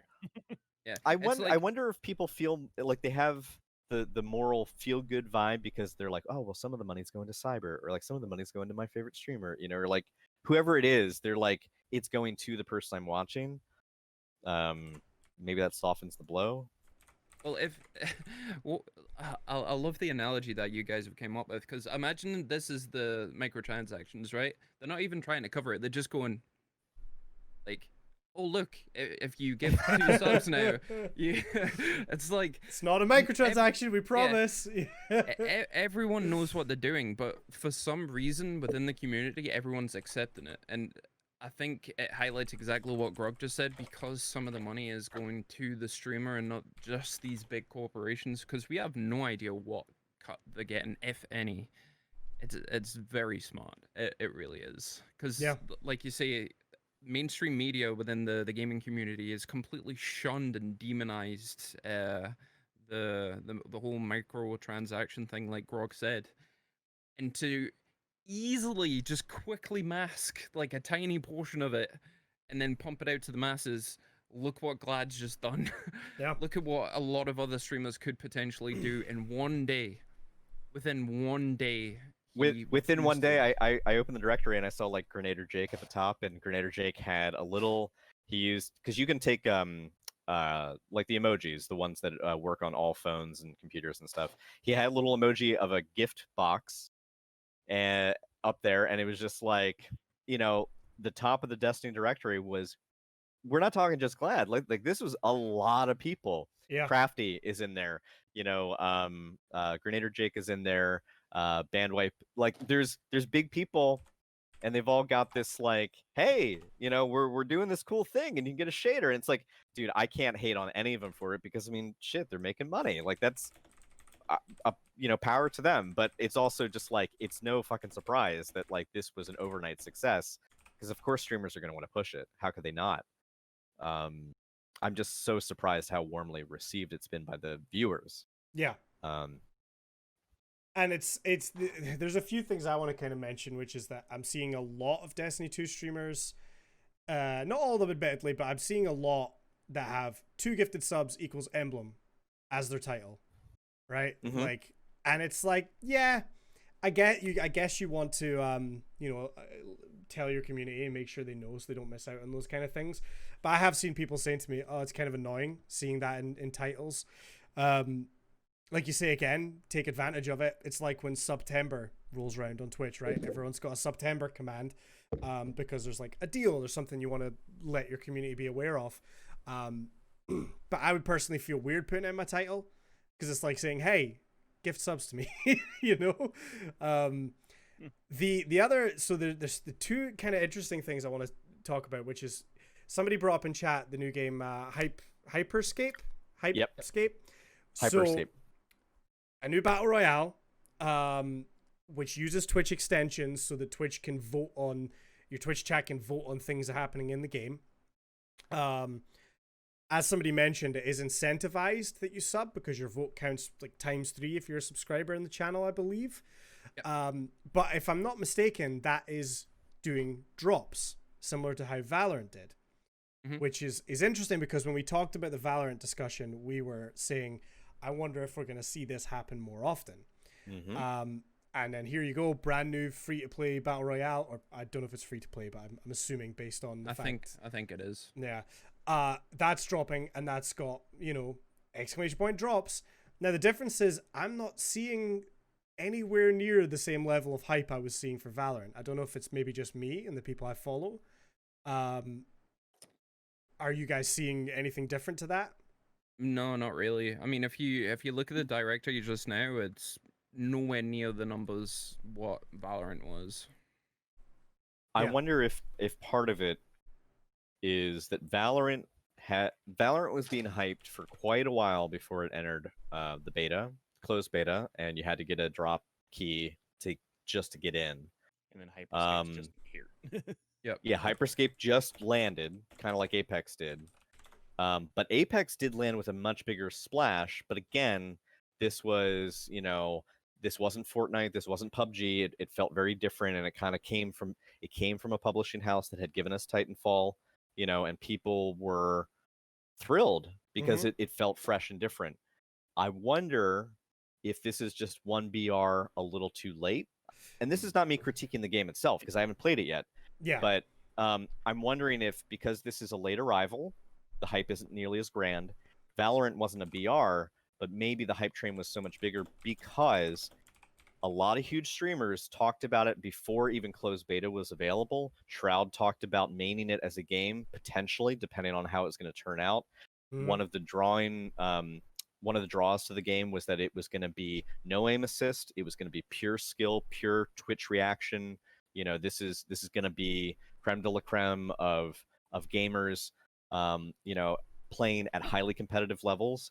It was heavily thrust upon the CS:GO community, which is already legion and is like almost 20 years old at this point. So you figure they had a massive fan base they could target. They had huge names already lined up to get people aware of it and excited about it. And then it was closed, so you had to watch to get something, to even participate. I think all of those things together, and it wasn't a BR. And also there hasn't been a hard competitor to CS:GO for what CS:GO does. Rainbow Siege 6 is its own kind of beast, that is of like a similar mindset where you have a fixed format that people like just grind and grind and grind and get really, really, really, really hyper good at, and it takes a lot of skill to be good at. And it's a technical game. I think that because this is pushed as a technical game for technical gamers, that was a selling point. This doesn't seem to be pushed in the same way. Well, the thing is about Hyper Scape, it has a really big skill ceiling. Like, if you're a casual player, you're not gonna be able to enjoy a casual round of Hyper Scape. Yeah. Because it has a really high skill ceiling, because like there's all these abilities, everybody's jumping around. And I think possibly like there's not really much like really casual player is gonna enjoy about that game, because Yeah, they're just naturally gonna die all the time because people are just jumping around. I don't know. Have you watched the gameplay of it? Like everybody here, have you watched the I've gameplay? watched- I played watched it. a I got bit, a yeah. code. It looks Oh, like nice. it looks like fucking anarchy. Like Yeah. I'm watching it and I'm like, Boomer brain setting in. what the fuck? Even like I take a level of pride of being able to like look at something and like deconstruct it. And I watched that and I'm like, he just did what? Like he jumped through the air and then he went through a window, slid, did a 360, sniped somebody in the head and runs across the what the fuck is happening? Like it just seems like a lot of information crammed into a game. And I think for the viewer experience, like Grog said, it's a bit like no, no, there's one too many BRs like this. No, I'm just gonna step back. So I think what we're saying then is just having drops enabled doesn't seem to be it, right? It used to be. Well, for Valorant, it definitely had an impact on it, but we were seeing absolutely insane numbers for Yep. Valorant, which I don't feel like we're seeing. People now? were selling keys. Exactly. So much so that Riot Games had to go through the trouble with their security team to create a small task force within their company to go and deactivate keys that they tracked that were being resold. Like that Yeah. that is, people were selling that shit for like, $50 a key or more. Like that was wild to me. And this, as far as I know, that's not happening in Hyper Scape. So, I mean, I guess then what it comes down to is, do we think the lack of hype is based on, maybe both things, maybe a combination, but is it maybe just literally the game, the fact that people aren't as interested in this as they maybe would be in a different style of game? Or is it that maybe people are just fatigued from drops? I mean, it feels like it was just yesterday that we had this Valorant drop system and that's gone. It maybe, is it just too soon to be doing that again? Or, what? I don't think it's too soon for drops, and I don't think Yeah. drops are hurting it.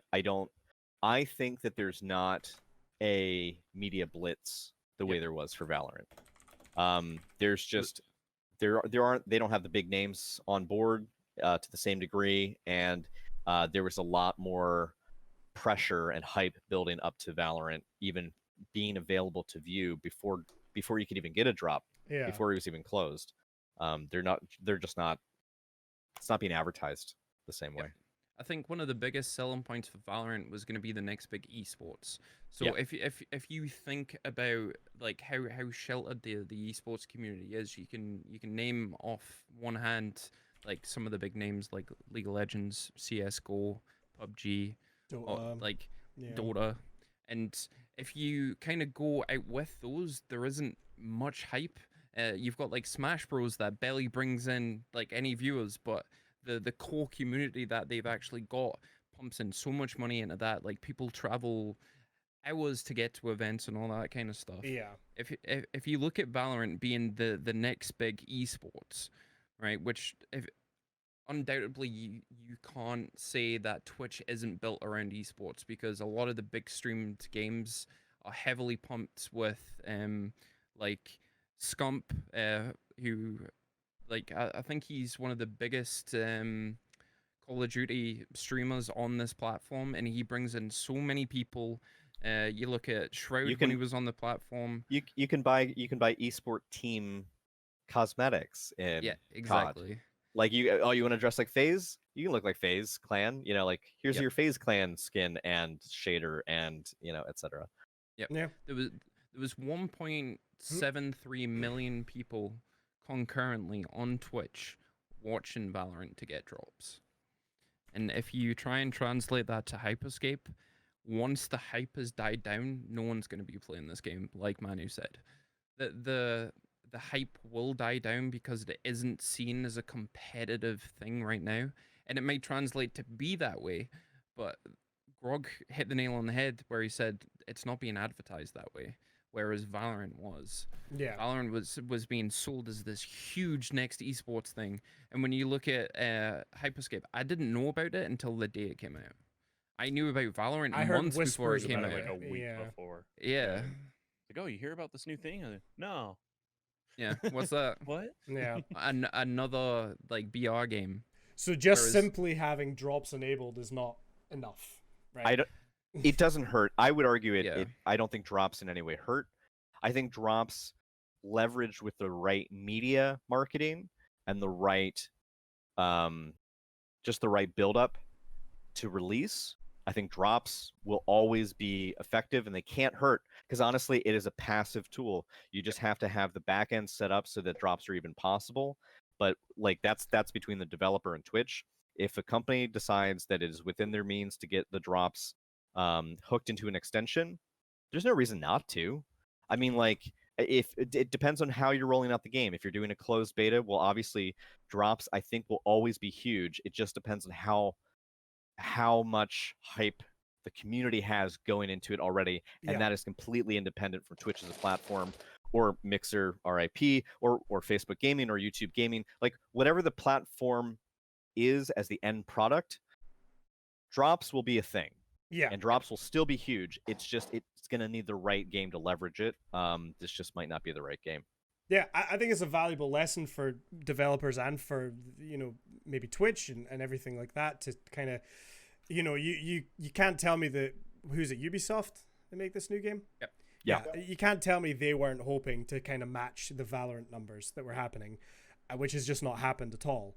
And I think you've hit the nail on the head, is that little bit of marketing, building the hype up around before you start doing this, all kind of adds together to this, again, Valorant was just an explosion.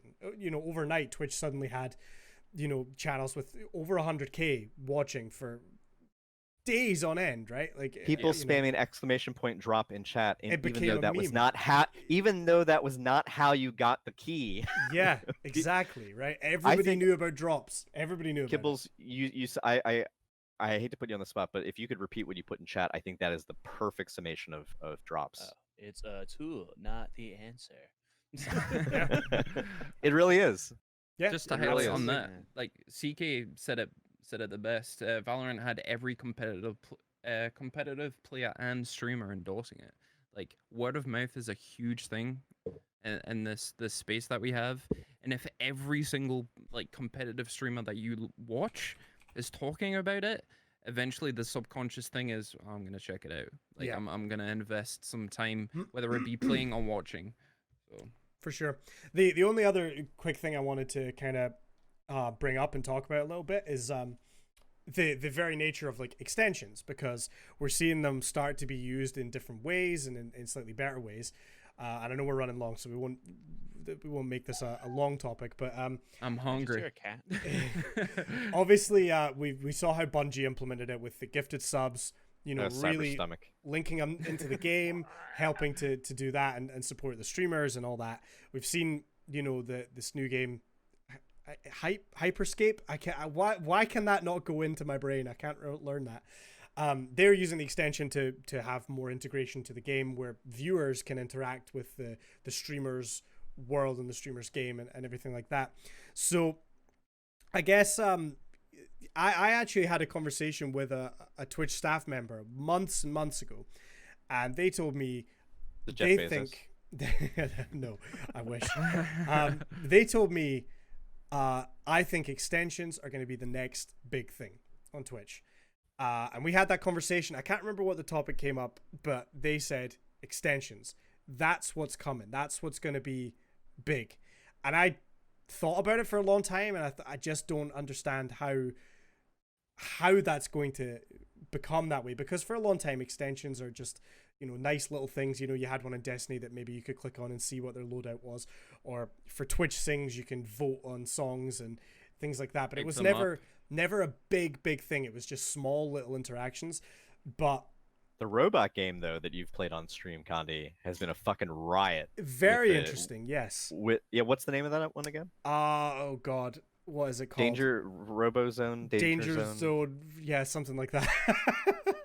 Extreme. It was like Clone drone Danger Zone. in the or danger zone. Yeah, something like that, which is like one of these games that is just really designed to be controlled by chat, and more or less. A very fun game and a good use of extensions, actually. That's a very good point. But I feel like that game was kind of built with the extension in mind first, almost. Then they built a game around it. Yeah. But yeah, I guess I just wanted to kind of get your thoughts on what would be what's the next thing that they're going to do with extensions. What do you think is going to be the next sort of leap in that?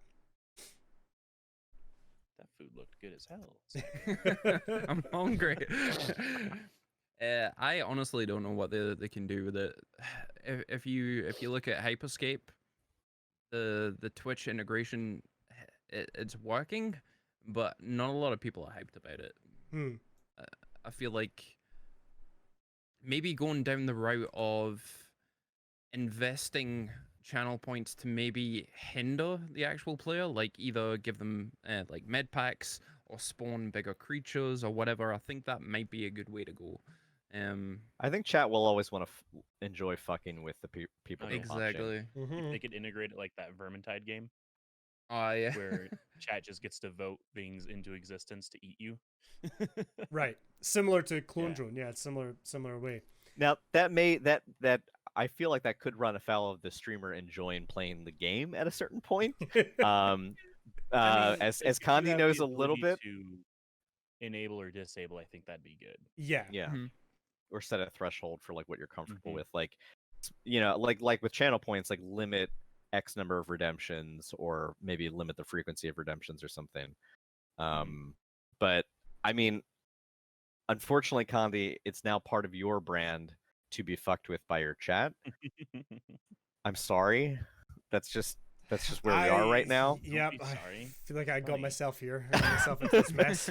You just need to say no earlier. Yeah. That's technical difficulty to anyone listening. Say no early if you don't like it. If you just let it persist, chat will make it a thing. It gets more and more difficult to change it. It's like somebody that Yeah. has your name wrong and you don't correct them for a few months.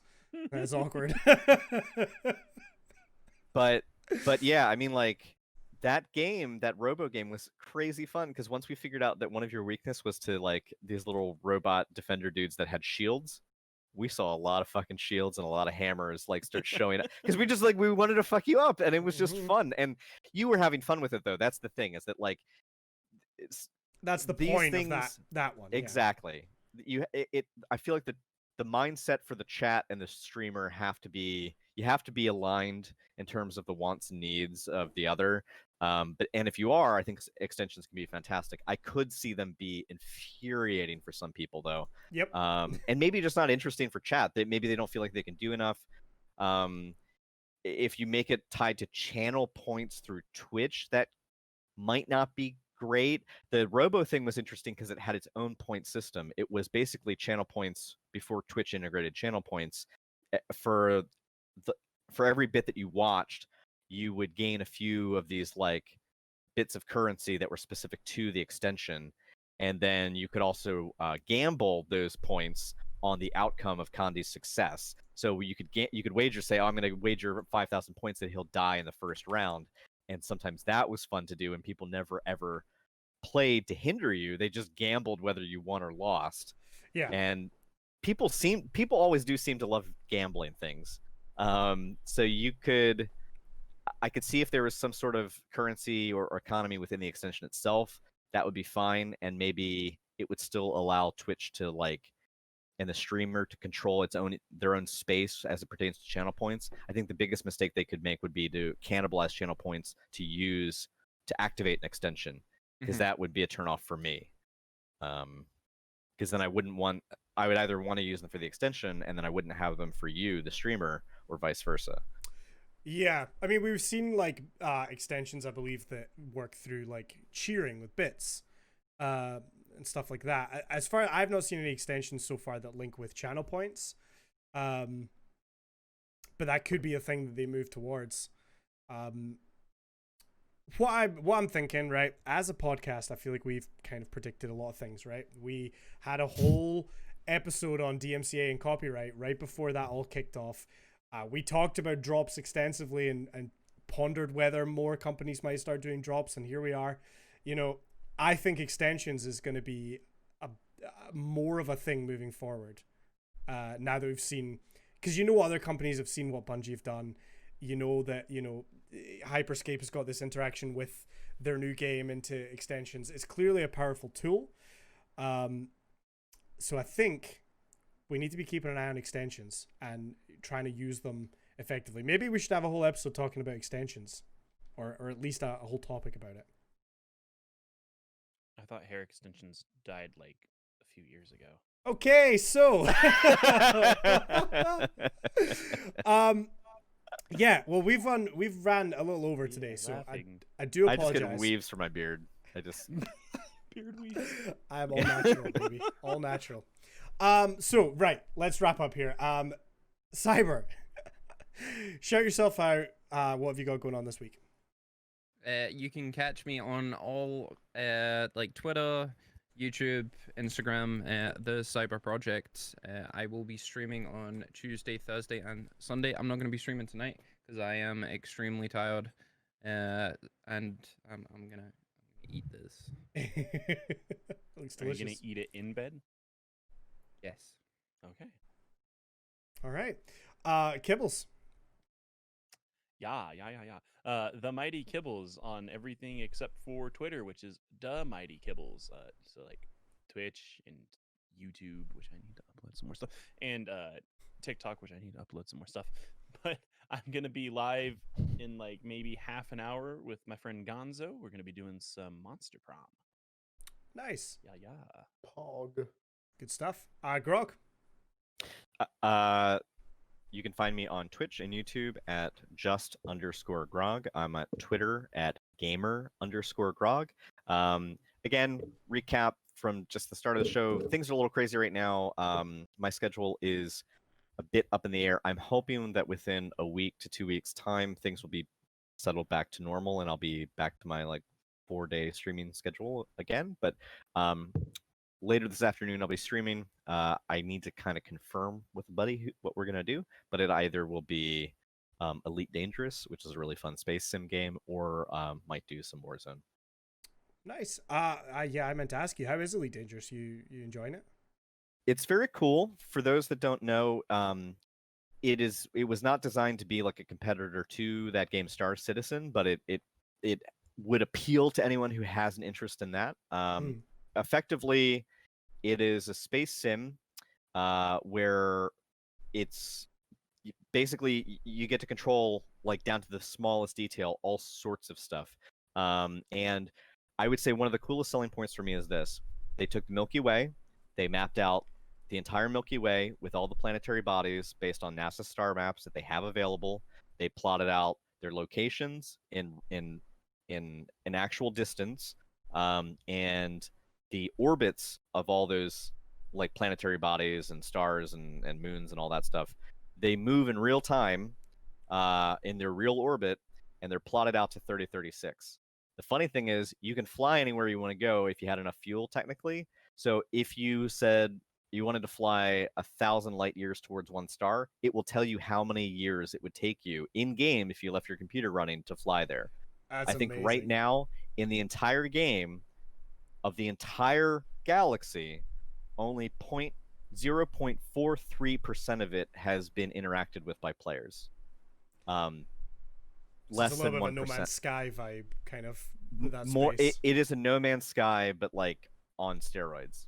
It's much more action oriented. Space dogfighting is very cool, and there's a VR component. So if you have VR, basically you can activate heads-up displays within your cockpit by simply looking to your left or looking to your right or glancing upwards, and the UI pops up in real time. So it's pretty rad. But there's real physics. If you fly too close to a planet, the gravitational pull from the planet will slow you down. You can fall into a planet if you get too close and don't have the thrust to get out. I almost flew through a star once because I didn't plot my course correctly. It's cool. It's cool, but it's definitely steep. It's not a learning curve so much as a learning cliff. Right. So you want to have a friend to help you, or just watch a bunch of YouTube videos. But once you get the hang of it, I actually use it with a controller rather than like a joystick or mouse and keyboard, and it's I think they say about 10 hours to kind of like get Comfortable. acclimated. Yeah. Right. Okay. And many more to get like really, really good at it, but it's fun.